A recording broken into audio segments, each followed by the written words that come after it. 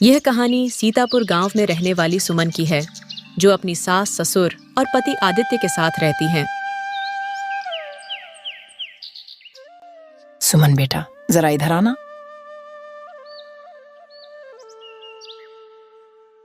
सुमन बेटा, जरा एक गिलास पानी ला दो। थकावट हो रही है और हाथ में भी दर्द है। माँ जी, हर काम मुझसे ही क्यों कराना चाहती हैं आप? बस यह कहिए कि आप आराम करना चाहती हैं।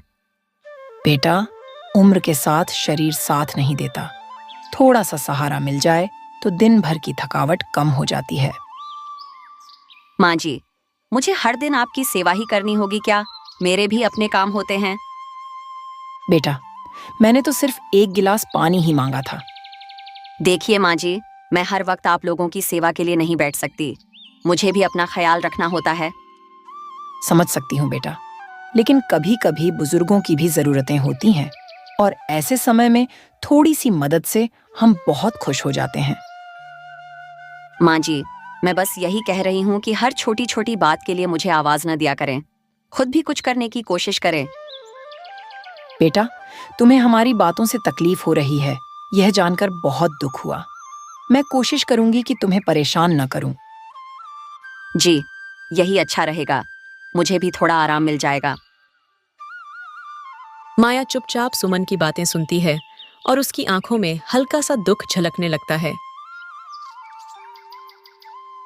आदित्य उनकी सारी बातें सुन लेता है।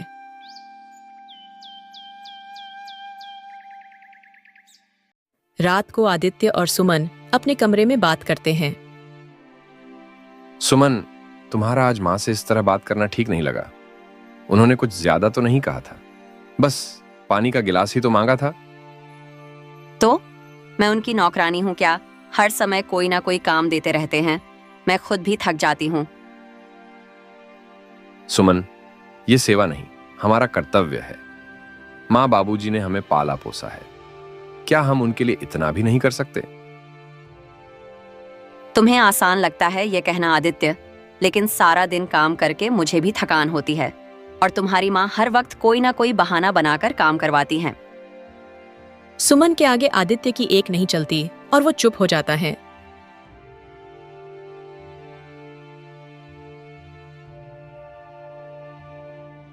अगले दिन आदित्य अपने पिता से बात करता है। बाबूजी, सुमन की वजह से घर में थोड़ा तनाव बढ़ गया है। वह माँ से ऐसे व्यवहार क्यों करती है, मुझे समझ नहीं आता। बेटा, सुमन शहर की लड़की है। उसके अपने तरीके हैं। उसे घर के हर काम में ढलने में समय लगेगा।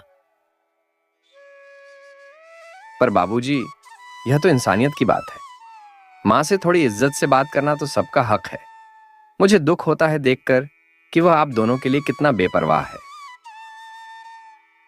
देखो बेटा, हमें थोड़ा सब्र से काम लेना होगा। धीरे धीरे वो समझ जाएगी कि बुजुर्गों का आदर करना क्यों जरूरी है।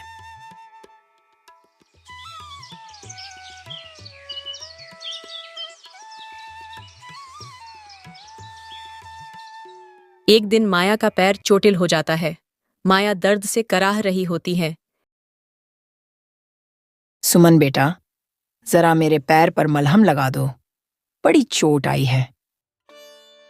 माँ जी, मैं डॉक्टर नहीं हूँ। आपको डॉक्टर के पास जाना चाहिए। मैं तो अपने काम में व्यस्त हूँ। अरे सुमन बेटा, बस थोड़ी सी ही तो मदद चाहिए। इस उम्र में हमारे शरीर में कमजोरी आ जाती है। तुम हमारी देखभाल नहीं करोगी तो और कौन करेगा?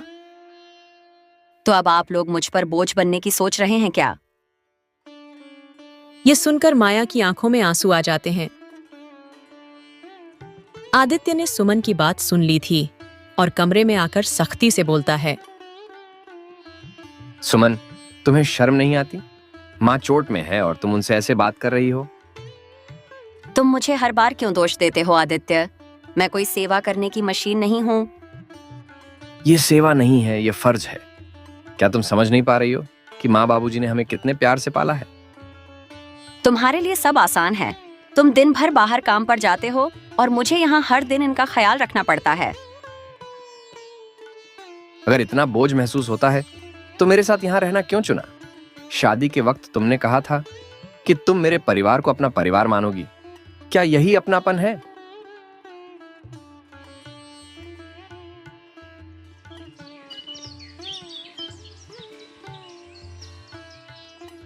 एक दिन सुमन की मुलाकात अचानक उसकी माँ से हो जाती है। माँ, मुझे यहाँ रहना बहुत मुश्किल लग रहा है। हर वक्त सास ससुर की सेवा करनी पड़ती है।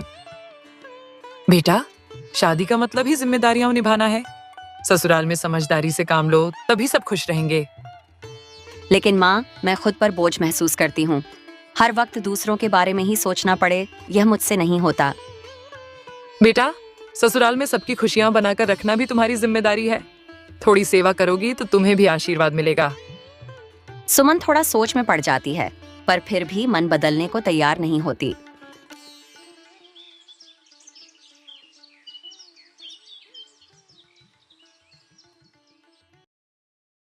एक दिन सुमन गलती से फिसलकर गिर जाती है। माया दौड़कर उसके पास जाती है और तुरंत उसकी मदद करती है। अरे सुमन बेटा, क्या हुआ? चोट तो नहीं लगी? रुको, मैं मलहम लगा देती हूँ। सुमन चुपचाप माया को देखती है और महसूस करती है कि माया उसकी कितनी परवाह करती है। माँ जी, मुझे माफ कीजिएगा, मैंने आपको हमेशा गलत समझा। बेटा, परिवार में सभी एक दूसरे का सहारा होते हैं। बस यही चाहती हूँ कि हम एक दूसरे का ख्याल रखें। माँ जी, मुझे एहसास हो गया है कि बुजुर्गों का आदर करना कितना जरूरी है। अब से मैं आपका और बाबूजी का पूरा ध्यान रखूंगी।